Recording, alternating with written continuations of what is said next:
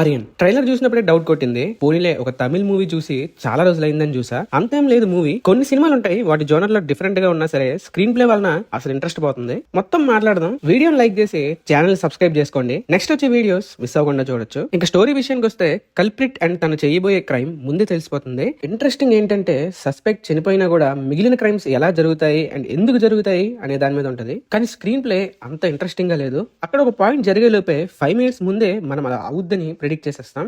BGM movie మొత్తంలో ఎక్కడా బాగోదు. ఎండ్ క్రెడిట్స్ లో మాత్రం బాగుంటది. అదేంటో డిఫరెంట్ గా. It's based on real events. కానీ నేను విష్ణు విశాల్ నుంచి ఎక్స్పెక్ట్ చేసిన ప్రొడక్ట్ అయితే ఇది కాదు. దీని ముందు ఫిలిం కూడా అంతేం నచ్చలే నాకు. Hope he come back with a good one next time.